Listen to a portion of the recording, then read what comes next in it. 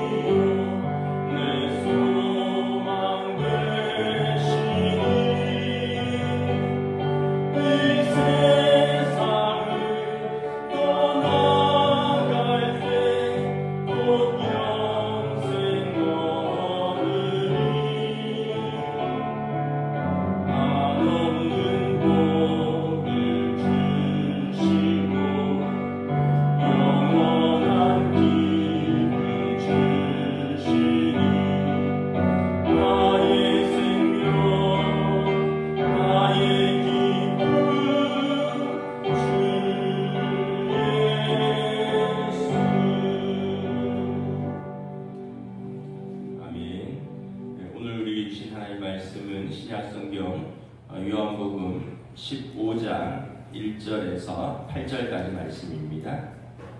요한복음 15장 1절에서 8절까지 말씀입니다. 신약성경 173페이지입니다.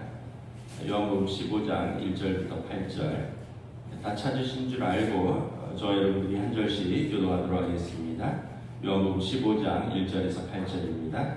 나는 참 포도나무요 내 아버지는 농부라. 물은 내게 붙어 있어 열매를 맺지 아니하는 가지는 아버지께서 그것을 제거해 버리시고 무릇 열매를 맺는 가지는 더 열매를 맺게 하려 하여 그것을 깨끗하게 하시느니라. 너희는 내가 일러준 말로 이미 깨끗하여졌으니 내 안에 거하라. 나도 너희 안에 거하리라. 가지가 포도나무에 붙어있지 아니하면 스스로 열매를 맺을 수 없음같이 너희도 내 안에 있지 아니하면 그러하리라. 그는 포도나무요 너희는 가지라. 나는 포도나무요 너희는 가지라. 그가 내 안에 내가 그 안에 거하면 사람이 열매를 많이 맺나니 나를 떠나서는 너희가 아무것도 할 수 없음이라. 사람이 내 안에 거하지 아니하면 가지처럼 밖에 버려져 마르나니 사람들이 그것을 모아다가 불에 던져 사르느니라.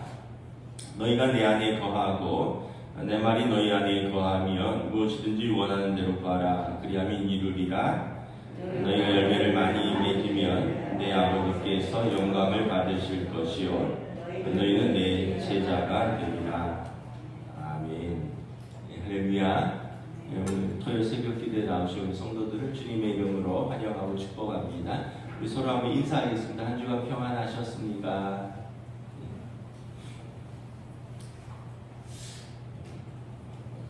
살짝 좀 쌀쌀해진 날씨인데 그래도 뭐 한겨울은 좀 지난 것 같습니다. 새벽 기도에 이제 요한복음 말씀을 보고 있는데요. 요한복음에 예수님께서 자기 자신을 소개하는 독특한 표현이 있습니다. 나는 누구다, 나는 무엇이다. 그래서 이제 헬라어로 에고 에임이라 그러는데 나는 무엇이다. 영어로 I am, 나는 누구다. 이게 이제 쭉 몇 가지 표현이 있는데 오늘 본문은 그 중에서 유명한 나는 참 포도나무요 내 아버지는 농부라. 예수님의 자기 선언이죠. 나는 참 포도나무라. 그럼 이제 참 포도나무는 뭐 참기름처럼 진짜 기름이 있고 뭐 가짜 기름이 있느냐?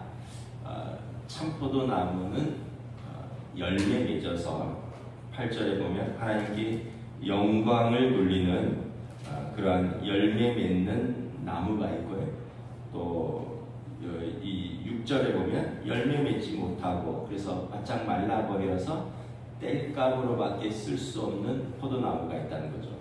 그래서 포도나무는 포도나무인데 열매가 맺지 못하면 어디다 쓰겠느냐? 그냥 땔감으로밖에 쓸 수가 없는 포도나무가 있고 참 포도나무가 있어서 때가 되면 탐스럽고 달고 시원한 맛있는 포도 열매를 맺는 나무가 있다는 거죠. 원래 그 이스라엘을 상징하는 나무들이 있습니다. 무화과 나무, 이제 포도나무, 감람나무는 올리브 나무입니다. 이 세 나무가 그 이스라엘처럼 좀 아주 태양이 자결하고 좀 이런 곳에서 아주 잘 자랍니다.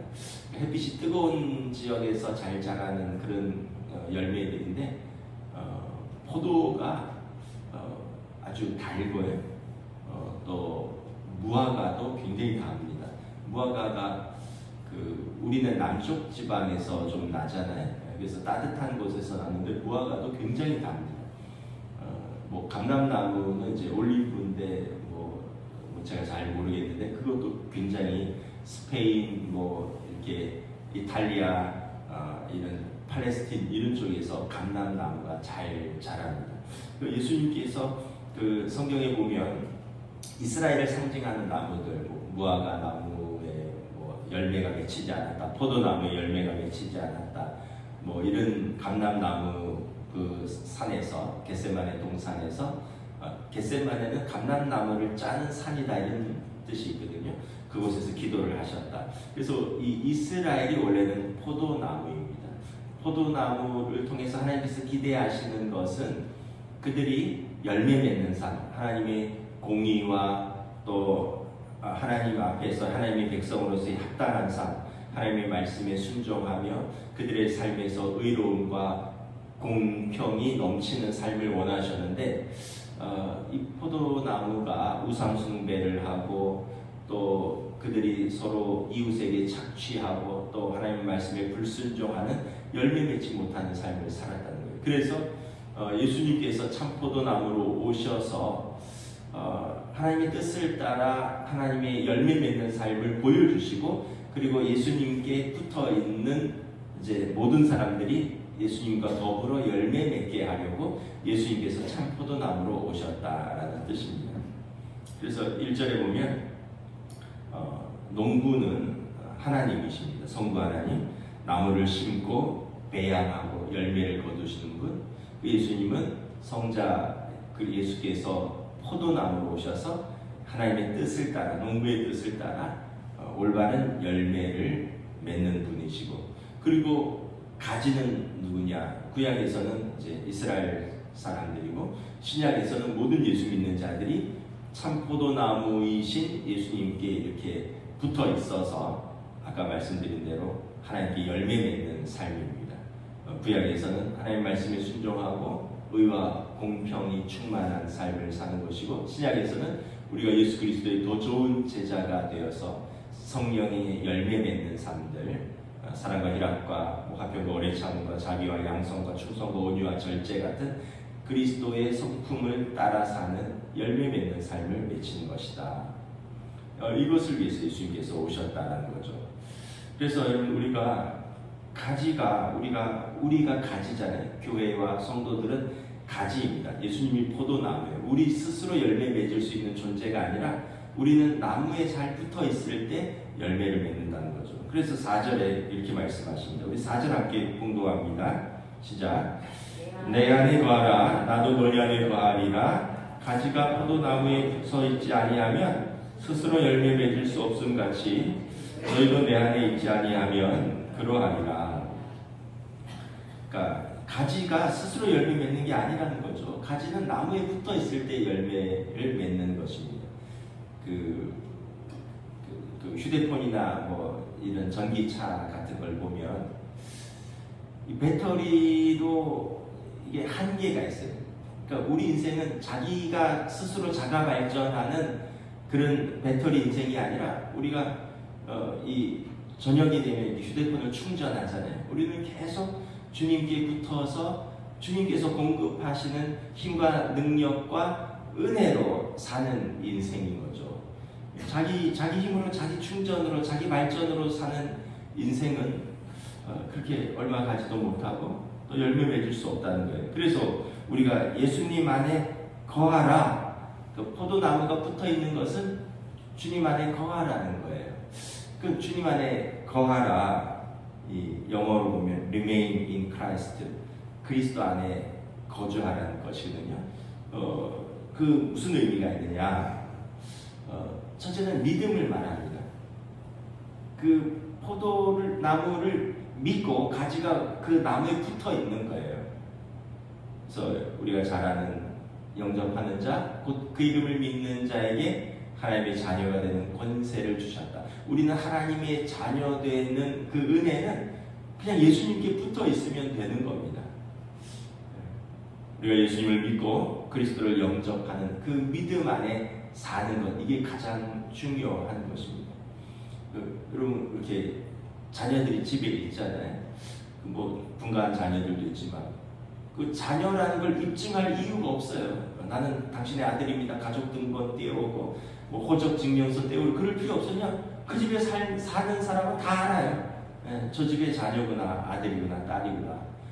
마찬가지로 우리가 여러분 그냥 예수님을 믿는 그것 자체가 그냥 그리스도 안에 거하는 것입니다. 예수를 나의 주로 고백하는 그 믿음을 가지는 것, 이게 이제 열매 맺는 가장 기본입니다. 두 번째는 주님 안에 거한다는 것은 친밀한 교제를 말하는 것입니다. 요한복음 6장에 보면 내 살을 먹고 내 피를 마시는 자는 내 안에 거하리라. 우리가 식인종도 아니고 주님의 살을 먹고 마신다는 게 뭘까요? 예수님의 살은 예수님의 말씀을 말하는 거고, 또 예수님의 피는 예수님의 십자가의 보혈, 우리가 이것을 믿고 우리가 그 주님과 교제하는 것입니다. 우리를 위해서 찢기는 살, 우리를 위하여 흘리시는 피, 새 언약의 피를 우리가 믿고 그 주님과 이렇게 친밀히 교제하는 삶입니다. 오래돼서 기억이 안 나시겠지만, 젊은 남녀가 연애하면 어떻습니까? 아침에도 만나고, 점심 때도 만나고, 저녁에도 만나고, 아침에는 학생들은 공부한다고 해서 먼저 가서 도서관 자리 만든다고 기다리고, 그러면서 또 같이 점심 먹고, 또 저녁에는 또 데이트하고, 또 지하철까지 바래다 주고, 때는 집까지 바래다 주고, 그 다음날 또 만나고, 그렇게 계속 아침 저녁으로 만나도 하나도 지루하지가 않죠. 근데 만약에 그게 연애하는 사이인데, 우리 각자 학업도 있고 또 각자 해야 되는 일도 있으니까 일주일에 하루만 만난다, 이러면 상대방이 섭섭하지 않겠어요? 아니, 날 사랑하는 거 맞아? 나랑 교제하는 거 맞아? 그 많은 날들 중에서 하루만 만난다고? 그러면 이제 또 이렇게 꼭 만나야지만 교제하는 거냐, 내 마음 알지 않느냐, 이렇게 한다면 여러분 되게 섭섭하지 않겠습니까? 여러분 신앙생활도 비슷하지 않을까요? 우리가 예수님과 교제한다 그러는데, 우리가 아침에 새벽기도 영상도 보고, 또 주중에 토라 성경 공부도 하고, 또 이렇게 토요일날 새벽기도도 하고, 주일날 주일 예배도 드리고, 또 이렇게 소그룹 모임도 하고, 그러면서 끊임없이 주님과 계속 연결되어서 교제하고 공부하고 만나고 모이고, 이런 것이 교제인데, 주님, 우리 주님 잘 믿는 거 아시지 않습니까? 일주일에 한 번만 봅시다. 나도 일도 있고, 나도 직장 생활도 해야 되고, 취미 생활도 해야 되고, 주일날 딱 한 번만 봅시다. 11시에 딱 한 번만 봅시다. 여러분, 그렇다면 주님도 섭섭하지 않을까요? 아까 인간적인 연인들도 그러면 섭섭하고 정말 사귀는 게 맞는가? 우리도 여러분, 만약에 우리 신앙생활이 그렇다면 정말 믿음의 교제인가?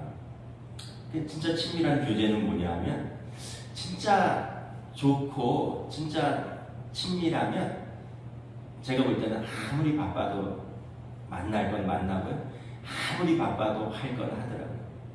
우리 아무리 바빠도 밥은 먹잖아요. 좋아하는 연인들은 아무리 바빠도 반드시 시간을 내서 만나더라고요. 우리도 여러분, 정말 우리가 주님을 사랑하고 주님 안에 거하고 주님 안에서 교제하고 열매 맺기를 원한다면, 우리의 우선순위를 주님과 교제하는데 좀 우리의 시간과 마음을 쏟아야 되는 거죠. 여러분, 언제 이렇게 사람이 변화될까? 언제 사람이 변화될까? 언제 사람이 변화될까요? 우리가 좋은 책도 읽고, 좋은 영화도 보고, 좋은 음악도 듣고, 계속 감동도 받고, 결심도 하는데, 근데 좀 지나다 보면 다시 도루묵이다 이런 생각 들잖아요. 그런데 언제 그래도 사람이 변화될까? 돌아보면 아주 더디지만 우리가 주님 안에서 변화되었습니다. 예수님 믿고 또 예수님 말씀 안에서 성령님께서 우리와 함께 하실 때 우리가 변화되었습니다. 사무엘서에 보면 사무엘이 사울에게 기름을 부으니 사무엘에게 새 영이 들어가 그가 변하여 새 사람이 되었더라. 사울이 기름 부으니 성령이 임하니 그가 변하여 새 사람이 되었더라. 사무엘이 이새의 아들 다윗에게 기름을 부으니 그에게 성령이 들어가 그가 새 사람이 되었더라. 우리가 예수님을 믿고 영접하고 그리스도의 영이 우리 안에 머물면 우리가 더딘 것 같지만 변화되고 새 사람이 되는 것이죠. 이게 예수님 안에 거하는 것이죠. 또 예수님의 안에 거한다는 것은 순종을 말합니다. 아까 처음에 믿음을 말했고요. 그 다음에 교제를 말했고, 이제 순종을 말하는 것입니다. 요한복음 14장에 보면 나의 계명을 지키는 자라야 나를 사랑하는 자니, 나를 사랑하는 자는 내 아버지께 사랑을 받을 것이요 나도 그를 사랑하여 그에게 나를 나타내리라. 우리가 예수님을 사랑하면 예수님의 말씀을 존중히 여겨야 됩니다. 우리가 예수님을 사랑하면 그 말씀에 순종해야 됩니다. 이제 나이가 들어서 어른이 돼 보니까, 어렸을 때 어른들이 하지 말라는 건 다 이유가 있고요, 하라는 것도 다 이유가 있어요. 근데 그때는 잘 몰랐어요. 그냥 학생 때는, 청년 때는 그냥 내가 똑똑한 줄 알고 부모님이 뭐 하라 그러면 그게 간섭받고, 뭐 하지 말라 그러면 뭘 그렇게 간섭하는 거. 근데 이제 세월이 흘러서 제가 부모가 되고 제가 나이가 들어서 보니까 하지 말라는 데는 다 이유가 있고 하라는 데는 다 이유가 있더라고요. 근데 이제 보니까 이제 또 우리 어린 자녀들이, 젊은이들이 또 그거를 또 이해를 못하는 것 같아요. 우리가 깨닫는 게 내 인생, 내가 주인인 것 같지만 사실은 우리를 창조하신 분이 있잖아요. 우리를 우리보다 더 잘 아시는 분, 우리를 우리보다 더 사랑하시는 분, 그분을 의지하는 거죠. 그분에게 순종할 때 우리가 더 열매 맺을 수 있는 것이죠. 그리고 또 그럼 주님과 동행한다는 것은 이제 또 뭐냐 하면 성령 충만한 삶입니다. 그러니까 믿음, 교제, 순종, 이 모든 것은 사실 성령 충만할 때 이루어지는 것입니다. 성령 충만하다는 표현은 어떤 거냐 하면 성령은 하나님의 영이고 그리스도의 영인데 하나님의 영, 그리스도의 영이 내 안에서 활발하게 활동하신다는 겁니다. 이게 성령 충만한 것입니다. 근데 내 안에 계시는데 내가 외면하면 성령님이 인격적인 분이시라 내가 외면하면 점점 이렇게 소멸된다라는 표현이 있습니다. 성경에 보면 성령께서 소멸되시고 성령께서 빠져나가죠. 근데 우리가 활발하게 응답하면 우리 안에 거하시면서 충만하게 우리 안에서 우리와 더불어서 활동하는 것입니다. 요한복음 14장에 보면 보혜사 성령인데 그분은 진리의 영이고 보혜사는 파라클레토스, 옆에서 말하는 분인데 그분은 예수 그리스도의 영으로서 우리 안에 계시고 우리 옆에 계셔서 우리와 더불어 우리에게 말하시는 분입니다. 무엇을 말하느냐 하면 예수님의 말씀을 생각나게 하고 예수님의 말씀을 깨우치게 하는 진리의 영. 그래서 우리에게 계속 예수님의 하나님의 뜻은 이것이다, 예수님의 가르침은 이것이다를 말씀해 주는 거죠. 그래서 우리가 그거 성령 충만하게 반응하면 우리는 예수님의 영으로 충만한 사람이 되는 것이죠. 그러면 염려와 근심과 두려움이 많은 세상에서 혼자 사는 인생이 아니라 주님과 더불어 사는 성령 충만한 인생이 되는 것이죠. 그래서 요한복음 14장에 보면 내가 주는 평안을 너에게 주노라 말씀을 하는 것입니다. 그 투에 관련된 그런 스페인 같은 데서 소랑 싸우는 스포츠 있잖아요. 거기 이런 글이 있더라고요. 투장 한쪽에는 소가 안전하다고 느끼는 보이지 않는 구역이 있다. 그래서 투사와 싸우다가 지친 소는 그 장소로 가서 숨을 고르며 힘을 모은다. 소만 아는 그 자리를 스페인어로 퀘렌시아라고 부른다. 피난처, 안식처라는 뜻이다. 투가 진행되는 동안 소는 어디가 자신에게 가장 안전한 장소이며 숨을 고를 수 있는 자리인가 살펴서 그 장소를 퀘렌시아로 간다. 소는 본능적으로 피난처를 알아보고 싸우다가 기운을 되찾기 위해서 퀘렌시아로 간다. 투사가 소와의 싸움에서 이기려면 그 장소를 알아내어 소가 그곳으로 가지 못하게 막아야 한다. 투를 이해하기 위해서 수백 번 넘게 투장을 드나든 해밍웨이는 이렇게 말했다. 퀘렌시아에 있을 때 소는 말할 수 없이 강해져서 쓰러뜨리는 것이 불가능하다. 여러분, 우리의 그 퀘렌시아, 우리의 피난처, 우리의 안식처, 우리가 그곳에서 쉬고 힘을 얻고 공급받는 그곳은 어디인가? 예수님 안에서이죠. 예수님 안에서. 구약성에 보면 주는 나의 요새시요 산성이요 반성이시라. 이게 이제 스페인어로 말하면 주는 나의 퀘렌시아시요. 그래서 우리가 그 안에 피할 때 세상이 줄 수 없는 평안, 그리고 지치고 고단하고 두려움에 가득 찬 우리 인생이 그 안에서 새 힘을 공급받고 또 그 안에서 충전을 얻고 그리고 다시 세상으로 나아갈 수 있는 힘을 얻는 것입니다. 우리의 대적 사단은 이 사실을 알기 때문에 우리로 하여금 끊임없이 우리의 퀘렌시아, 우리가 예수님께로 나아가지 못하도록, 그래서 그 안에서 피하고 공급받지 못하도록, 주님을 앙망하지 못하도록 계속해서 우리를 공격한다는 것입니다. 그곳에 가지 못하도록, 그곳에 나아가지 못하도록 유혹과 시험으로 우리를 흔들고 그것으로 가는 것을 방해한다는 것입니다. 왜 그렇습니까? 우리 안에 계신 성령님께서 우리가 예수님에 대한 모든 것을 가르치시고 예수님께서 말씀하신 모든 것을 생각나게 하시는, 그래서 성령 충만한 성도를 사단 마귀는 결코 이길 수 없기 때문에 그렇습니다. 그래서 에베소서 6장에 보면 우리가 하나님의 전신갑주로 성령 충만할 때 우리는 공중권세 잡은 자 사단 마귀와 싸워서 이길 수 있다라고 말을 하는 것입니다. 그래서 여러분, 성령 충만한 것은 하나님 좋으라고 하는 게 아니에요. 우리 좋으라고 하는 것입니다. 우리가 지치고 두려움과 염려와 근심과 고단함으로 가득 찬 우리 인생이 주님의 영으로 충만해질 때 참된 위로와 평안을 얻고 그리고 새 힘을 얻기 때문에 그런 것입니다. 그래서 여러분, 우리가 주님 안에 거할 때 가지는 열매를 맺는다. 믿음을 가지고 주님과 친밀한 교제를 하면서 주님의 말씀에 순종하면서 성령 충만할 때 열매를 맺는다는 거죠. 그 어떤 열매를 맺습니까? 먼저는 구원과 영생의 열매이죠. 요한복음 3장 16절에 하나님 세상을 이처럼 사랑하사 독생자를 주셨으니 이는 그를 믿는 자마다 멸망하지 않고 영생을 얻게 하려 하심이라. 우리 모두는 육신의 장막이 허물어질 때가 옵니다. 그때 많이 고통스럽죠.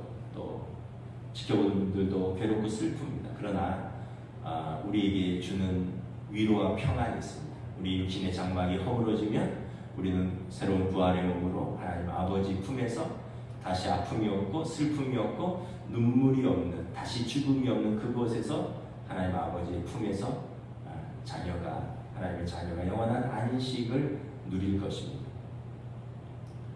옛날 이렇게 사진을 이렇게 보다 보니까,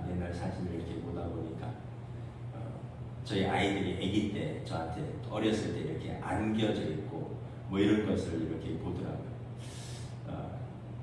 제가 이런 생각을 해봅니다. 그 아이 때는 그냥 아빠 품에 안겨 있으면 그게 구원이죠. 엄마 품에 안겨 있으면 그게 구원이죠. 먹을 것, 또 쉴 것, 뭐 의식주, 공급, 마음의 평안, 모든 것이 공급되잖아요. 우리가 이제 자라면서 스스로 서는 시기가 오죠. 우리 인생이 그렇습니다. 광야와 같은 우리 인생. 정말 한 치 앞도 안 보이는데, 그런데 약속의 땅까지 주님의 인도하심을 따라 불기둥과 구름기둥을 따라 하루하루 이렇게 살아갑니다.